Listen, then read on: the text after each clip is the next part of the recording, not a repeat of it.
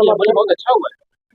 मैं तो बोल रहा हूँ कि जिस परिस्थिति में वो घटना घटी है, आगे भी अगर कोई क्रिमिनल ऐसी चीजों को अंजाम देने के लिए कोई साजिश सोचता है तो कम से कम उसमें डर पैदा होगा। और झारखंड पुलिस को शाबाशी देनी चाहिए, झारखंड पुलिस के सभी टीम मेंबर्स को शाबाशी देनी चाहिए जिन्होंने चुनौती की तरह उसे ढेर किया और साजिश को नाकाम किया। जो घटना घटी है, पुलिस ने अपना काम किया, यह चीज हम लोगों को देखना चाहिए। अपराधी अगर पुलिस के ऊपर गोली चलाएंगे तो पुलिस तो चुपचाप यूं ही नहीं रहेगा, पुलिस भी गोली चलाएगी। और इसलिए इस प्रकार की अपराधियों का यही हश्र होता है। और मैं कहूँगा कि और भी जो जानकारी, क्या डीजीपी ने खुद कहा है कि 3 लोगों की गैंग जेल से संचालित हो रहा है। तो एक तो इनकाउंटर सच्चाई क्या है उसे जानते नहीं है, तो किसी प्रकार की प्रतिक्रिया हम देने में असमर्थ हैं। जो मामले हो रहे हैं उस पर सरकार का ध्यान है और कोई भी आदमी इस तरह से करके बच नहीं सकता।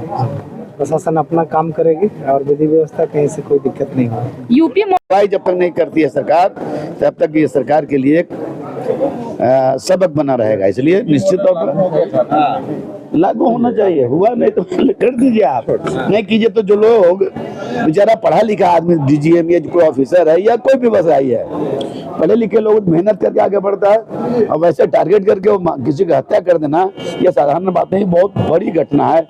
इस घटना की हम लोग घोर निंदा करते हैं। इस तरह की कई गैंगस्टर और भी है क्या?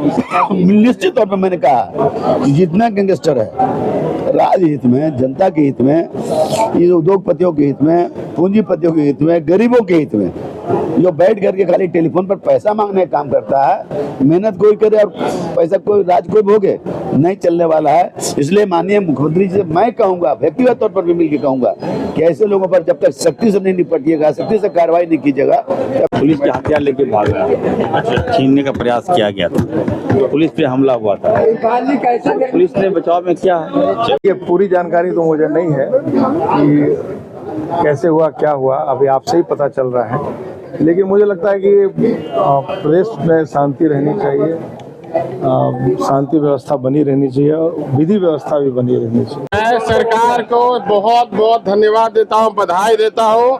और ये मर्दों वाली बात हुई, हेमंत की हिम्मत वाली बात हुई और इसी स्टाइल में हेमंत सोरेन रहे, झारखंड से ये उग्रवाद आतंकवाद सब दूर होंगे।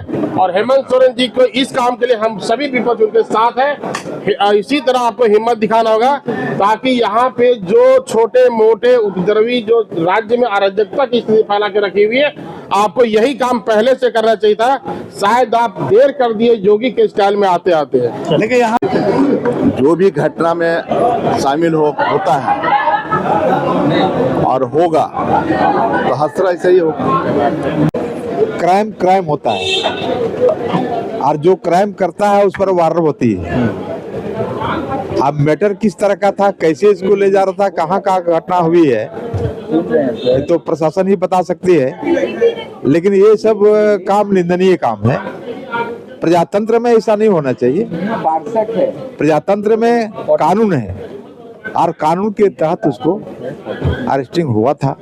लेकिन किस तरह से काउंटर हुआ, किस परिस्थिति में काउंटर हुआ, तभी नहीं कहा जा सकता है। अगर अपराधी पर गोली चलती है, इनकाउंटर होता है, ये तो रूटीन प्रोसेस है। सरकार को संज्ञान में लेना चाहिए और बेधड़क अपराधियों पर लगाम लगाना चाहिए। हेमंत सोरेन के कार्यकाल में अपराधी बेलगाम है, भय नहीं है, डर नहीं है, इसीलिए इस तरह की घटना घट रही है। और अगर कानून अपना काम करती है तो उसका हम लोग स्वागत। कोई अगर क्रिया का प्रतिक्रिया होता है, पुलिस का यही क्रिया का प्रतिक्रिया था। तो यूपी मॉडल पे कार्रवाई हुई है। थे आप लोग? हम उनको धन्यवाद देते हैं डीजीपी साहब को। यार इसी टाइप से सभी गैंगस्टर को खोज करके उनको काला पानी के सजा दी। आपके इलाके में हमारा इलाका में तो गैंगस्टर भरे पड़े हैं।